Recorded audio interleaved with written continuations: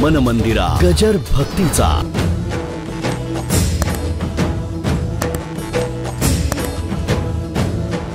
मोठी माणसं होती, लग्नाची बैठक बसली. काय देणार? मुलीचा बाप घबरवत आहे, घबरवत आहे. ते म्हणले काय उगीच देण्या घेण्याची चर्चा करायचं काही कारण नाही आहे. उगीच फालतू काय चर्चा करायची? पाटल्या घालणार का बांगड्या घालणार? 2 बांगड्या तुम्ही, 2 आम्ही, हे काय झालं भानगड पाहिजे? 100 तोळ्याची ते दिले, बोलायचं कामच नाही. झालं. लग्नाच्या दिवशी कळलं का तुम्हाला? 100 तोळ्याची वीट, तिला आरपारे खोल केलं आणि पुन्हा 10 तोळ्याचा कंठा एक्स्ट्रा केला आणि त्या मुलीच्या गळ्यात घातला. अशोकराव काय होईल मला सांगा? ती जिवंत राहील का मरील? अहो खाली वाकून घेताना त्या धाडकन छातीवर आपटू लागलं. अहो म्हणले व्याही हे काय तुम्ही केलं? अहो काय केलं म्हणला? मोजायचं, जबानीच्या पक्के आहोत. 100 म्हटलं पण 10 तोळे जास्ती घातलं. आपण म्हणले हे काही पद्धत आहे का? ही काय पद्धत आहे? अहो बघा म्हणले ती पोरीची छाती काय झाली, सुजली सबंध लाल झाली इथे गळ्याला. बरं एवढं ओझं? अहो सोन्याचं असलं तरी तो लोढणं आहे. आता तुम्हाला कळेल तसं करा, कळेल तसं करा. मजूर पाहिजे तर देतो. ते म्हणले नका देऊ, तेवढी आहे आमच्याकडे.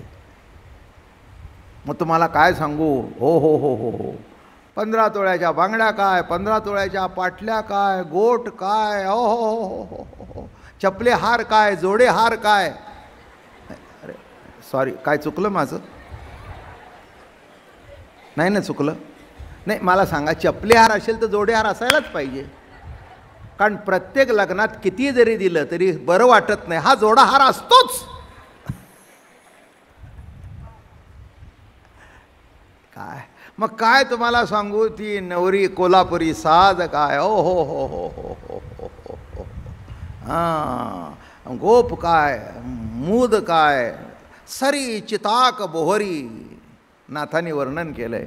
सरी चिताक बोहरी, हलू दे नाकीची सुपाणी म्हणजे नथ, पाणीदार मोती, हलू दे अशी न, त्याच्यामध्ये हिऱ्याचा स्टार पीर. तुम्हाला काय सांगू, आत्ता बघा म्हणाले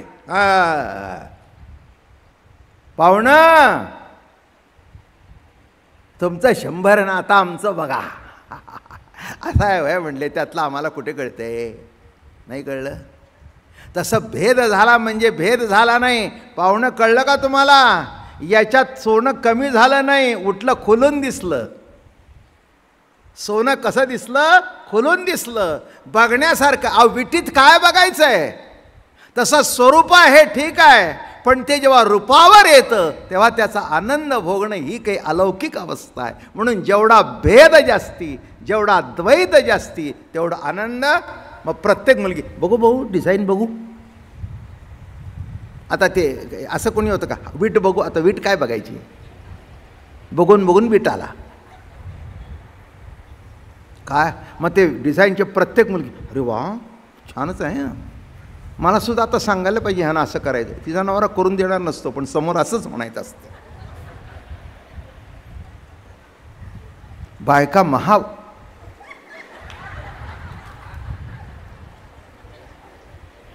निम्मे श्रोते कमी होतील उद्या.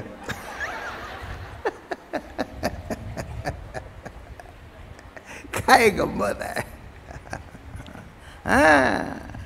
काय विलास आहे बरं का.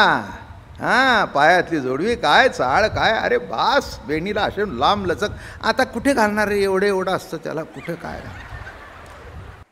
जगत काय हे सांगितल्यानंतर पुन्हा निराळी जीवाची व्याख्या करण्याची आवश्यकता नाही, कारण जगतामध्ये जीव आलाच.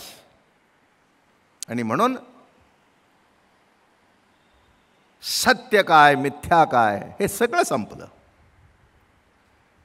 बद्ध काय, मुक्ती काय. बद्धतेमुळे मुक्तीला महत्व आहे. इथे बद्धताच नाही तर मुक्ती आणली कुठून? नाही का? बद्ध असेल तर मुक्त. बद्धच आहे, बद्ध नाही, मुक्त आहे. बद्ध म्हणल्यामुळे बद्ध आहे मुक्तच.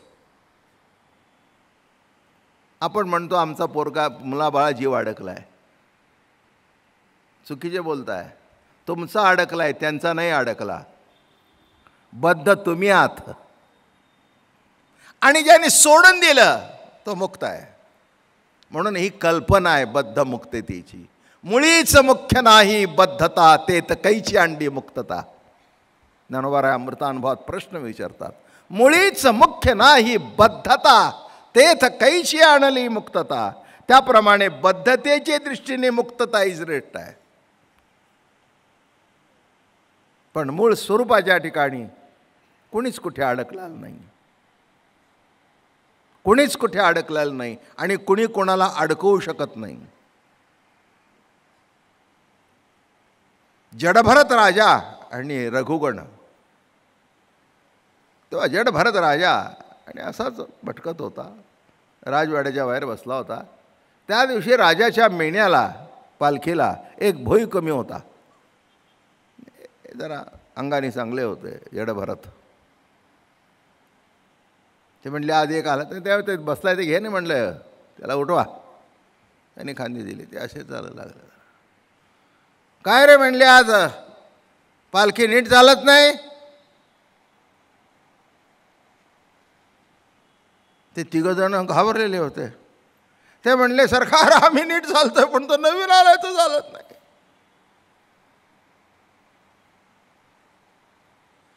त्याला सांगा तुरुंगात टाकेन, फोडून काढीन. तरी पण आलं. शेवटी उतर खाली मेला. तू काय समजतोस, तुला बेड्या ठोकीन, तुरुंगात डांबीन. जडभरताने हसल्यानं बघितलं. अरे म्हणे माझ्या देहाला बंधन करशील, पण मला काही तू अडकू शकणार नाहीस.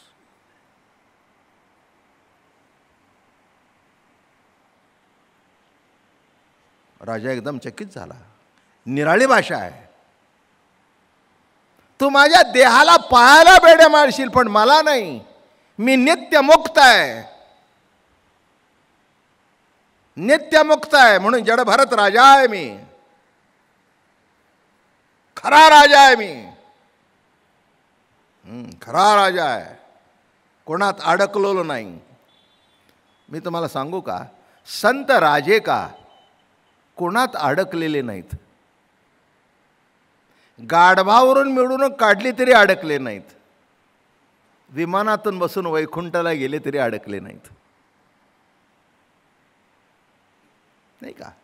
गावाच्या बाहेर काढलं तर पुन्हा गावात आले. माझं म्हणणं कळलं का? आता किती गावात आले, त्यांच्या भोवती गावं वस्ती करी निराळी निर्माण झाली. तेव्हा नीट लक्षात घ्या, या ठिकाणी आता हा समारोप चालू आहे अमृतानुभवाचा. तेव्हा महाराज म्हणाले, तेवी गुरुकृपा थिलेनी निरंतरचे हा सुखगण, आणि तो कृपार कुची हा जाण अनुभवामृत. अनुभवामृत म्हणजे सद्गुरु कृपेचा अर्क आहे.